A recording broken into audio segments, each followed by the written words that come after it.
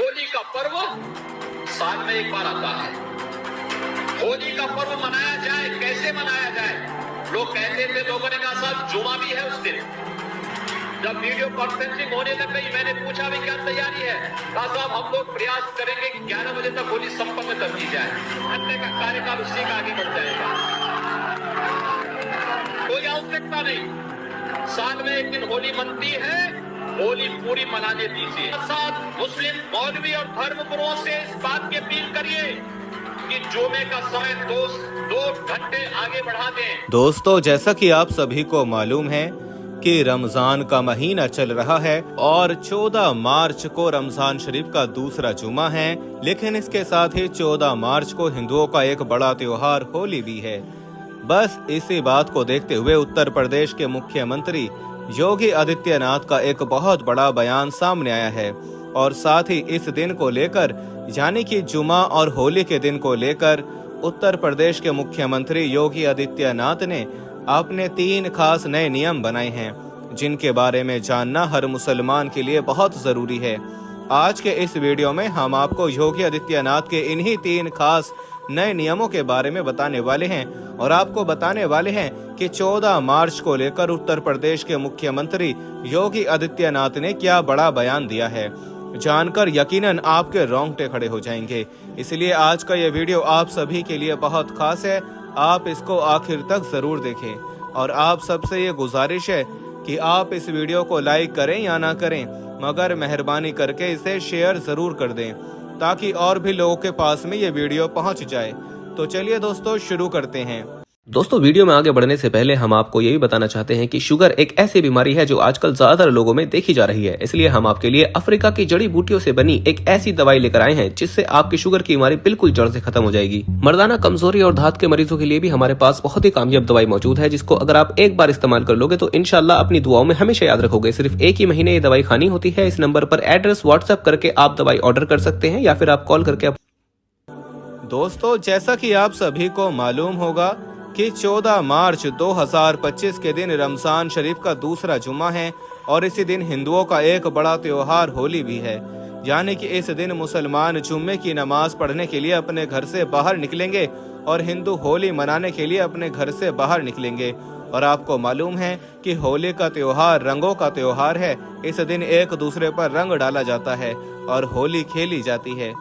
बस इसी बात को देखते हुए योगी सरकार के बड़े बड़े मंत्री गलत बयानबाजी करने में लगे हुए हैं। कोई कह रहा है कि इस दिन मुसलमानों को हिजाब पहनकर घर से बाहर निकलना चाहिए ताकि वो अपने आप को रंगों से बचा सकें, तो कोई कह रहा है कि इस दिन अगर मुसलमान अपने घर से ही ना निकले तो बहुत अच्छा है। वहीं पर उत्तर प्रदेश के मुख्यमंत्री योगी आदित्यनाथ का कहना है कि इस दिन मुसलमान जुम्मे की नमाज 2 घंटे लेट पढ़ें, क्योंकि इस दिन हमारा त्योहार होली है जिसको हम बड़ी धूमधाम के साथ मनाएंगे।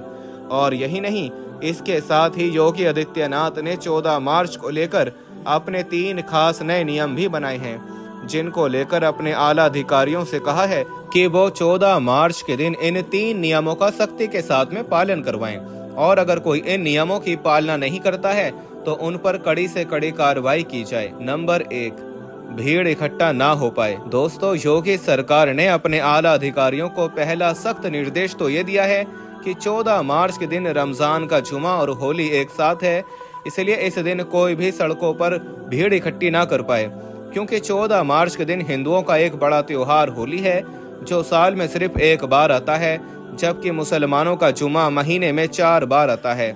इस तरह से होली का त्योहार हिंदुओं का एक बहुत बड़ा त्योहार है। इसके लिए योगी सरकार ने अपने आला अधिकारियों को सख्त निर्देश दिया है कि 14 मार्च के दिन होली 11 बजे तक नहीं बल्कि पूरे दिन खेली जाएगी। बस आप 14 मार्च के दिन इस बात का ध्यान रखें, इस दिन कोई भी सड़कों पर भीड़ इकट्ठी ना कर पाए।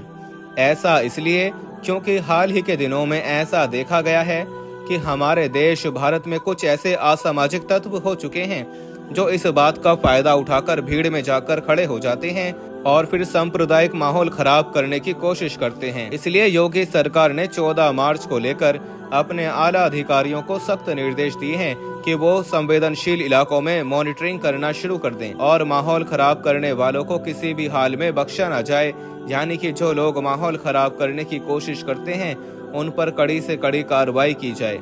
हम आपको बता दें कि योगी सरकार का ये फरमान सुनकर पुलिस अलर्ट हो चुकी है और जगह जगह पर निगरानी करनी शुरू कर दी है, ताकि पूरे देश में होली का त्योहार और रमजान शरीफ का जुम्मा शांति और भाईचारे के साथ में मने। इसके लिए पुलिस अब से ही अलर्ट हो चुकी है और संवेदनशील और अति संवेदनशील इलाकों में मॉनिटरिंग करना शुरू कर दी है, क्योंकि इसके लिए योगी सरकार ने अपने आला अधिकारियों को सख्त निर्देश दिए हैं और कहा है कि वो 14 मार्च के दिन इस बात का सख्ती के साथ पालन करवाने की कोशिश करें। नंबर 2, ड्रोन कैमरों से नजर रखी जाए। दोस्तों, योगी सरकार ने अपने आला अधिकारियों को दूसरा सख्त निर्देश ये दिया है कि 14 मार्च के दिन पूरे प्रदेश में अगर कहीं पर भी कोई माहौल खराब होता है तो इसी जगहों पर फौरन ही धारा 144 लगाते हुए वहां पर नियमों का सख्ती के साथ में पालन करवाया जाए।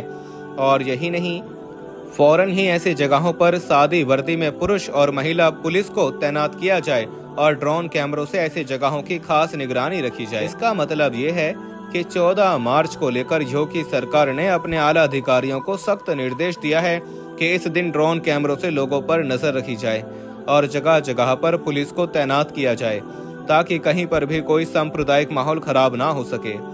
इसके साथ ही जगह जगह पर गाड़ियों की और बाइकों की चेकिंग भी की जाए और अगर कोई पुलिस की कार्रवाई में दखल अंदाजी करने की कोशिश करता है तो उस पर फौरन ही कड़ी से कड़ी कार्रवाई की जाए। इसके अलावा योगी सरकार ने अपने बयान में ये भी कहा है कि 14 मार्च के दिन कोई भी मुसलमान मस्जिद के बाहर यानी कि सड़क पर खड़े होकर नमाज ना पढ़ने पाए, यानी कि इस दिन सिर्फ मस्जिद के अंदर ही नमाज पढ़ी जाए। अगर पहली बार में लोग ज्यादा हो रहे हैं तो 2 बार में करके नमाज पढ़ी जाए, लेकिन मस्जिद के अंदर ही पढ़ी जाए। कोई भी मस्जिद के बाहर सड़कों पर नमाज ना पढ़ पाए। इसके लिए जितनी भी बड़ी बड़ी मस्जिदें हैं उनके आगे पुलिस की तैनाती रखी जाए, ताकि किसी भी तरह का कहीं पर कोई माहौल खराब ना हो पाए। इसके अलावा योगी सरकार ने मुस्लिम धर्म गुरुओं से भी इस बात की अपील की है कि वो अपने लोगों को इस बारे में समझाएं और हो सके तो जुम्मे की नमाज 2 घंटे लेट पढ़ाई जाए, ताकि होली का त्योहार खुशी के साथ में मनाया जा सके। अब यहाँ पर योगी सरकार को ये नहीं मालूम है कि जुम्मे की नमाज कोई दुनियावी प्रोग्राम नहीं है जो 2 घंटे लेट पढ़ाया जाए। इसका टाइम तो फिक्स है, ये तो अपने टाइम पर ही अदा होती है। और नंबर 3, सोशल मीडिया पर निगरानी रखी जाए। दोस्तों, योगी सरकार ने 14 मार्च को लेकर अपने आला अधिकारियों के लिए तीसरा फरमान ये जारी किया है कि 14 मार्च के दिन सोशल मीडिया पर 2400 घंटे निगरानी रखी जाए। कोई भी इस दिन सोशल मीडिया के जरिए से किसी भी तरह की कोई अफवाह न फैलाने पाए, यानी कि कोई भी इस दिन सोशल मीडिया पर किसी भी तरह की कोई आपत्तिजनक पोस्ट ना कर पाए। इस दिन अगर कोई भी सोशल मीडिया पर हिंदू मुसलमानों को लेकर गलत पोस्ट डालता है या अफवाह फैलाता है तो उस पर फौरन ही कड़ी से कड़ी कार्रवाई की जाए। और यही नहीं, इसके अलावा योगी सरकार ने अपने आला अधिकारियों को ये भी सख्त निर्देश दिया है कि जो लोग जुम्मा और होली को लेकर भड़काऊ बयानबाजी देते हैं या नफरती भाषण देते हैं तो ऐसे शरारती तत्वों के साथ 0 टॉलरेंस की नीति अपनाई जाए, यानी कि ऐसे लोगों पर खास नजर रखी जाए और फिर उन पर कड़ी से कड़ी कार्रवाई की जाए। और साथ ही सोशल मीडिया पर 2400 घंटे खास निगरानी रखी जाए, यानी कि इस दिन माहौल खराब करने की कोशिश करने वालों पर खास नजर रखी जाए और फिर ऐसे लोगों पर कड़ी से कड़ी कार्रवाई की जाए।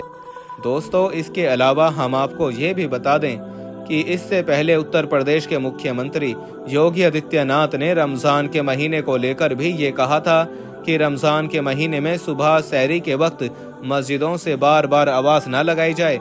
इसके लिए योगी आदित्यनाथ ने अपने आला अधिकारियों को सख्त निर्देश दिया था कि जितने भी मस्जिदों के ऊपर लाउड स्पीकर लगे हुए हैं उन सब की आवाज को धीमा करवाया जाए, यानी कि रमजान के महीने में किसी भी मस्जिद से लाउड स्पीकर से जोर जोर से ना बोला जाए। खास तौर पर सुबह सहरी के वक्त बेवजह शोर शराबा ना किया जाए। इसके अलावा उत्तर प्रदेश के मुख्यमंत्री योगी आदित्यनाथ ने मुस्लिम धर्म गुरुओं से अपने लोगों को समझाने की अपील भी की थी, जिसके बाद मौलाना रशीद फिरंगी ने मुसलमानों से अपील भी की कि वो सुबह सहरी के वक्त बेवजह शोर शराबा ना करें, ताकि आपके पड़ोसियों और मोहल्ले वालों को किसी भी तरह की कोई परेशानी ना हो।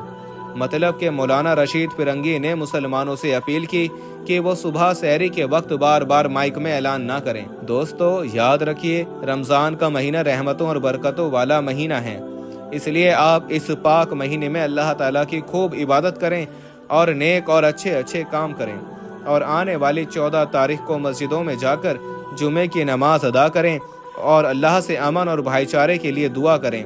लेकिन इसके साथ ही आप इस दिन कोई भी ऐसा वैसा काम ना करें जिसकी वजह से आपको या फिर आपकी कौम को किसी भी तरह की कोई मुसीबत का सामना करना पड़े, आपके सामने कोई परेशानी आ पड़े। इसलिए आप इस दिन कोई भी गलत काम ना करें और ना ही किसी से कोई छेड़खानी करने की कोशिश करें और साथ ही आप इन 3 नियमों का सख्ती के साथ में पालन भी करें। अल्लाह ताला से दुआ है कि अल्लाह पाक हमारे देश भारत में अमन, चैन और भाईचारा कायम करे और हम सबको आपस में भाईचारे के साथ जिंदगी गुजारने की तौफीक अता करे और आने वाली 14 तारीख को हम सबको बुरे लोगों से महफूज रखे। आमीन, अल्लाहुम्मा आमीन। एक बार आप भी कमेंट बॉक्स में आमीन जरूर लिख दें। आपका वीडियो देखने के लिए बहुत बहुत शुक्रिया।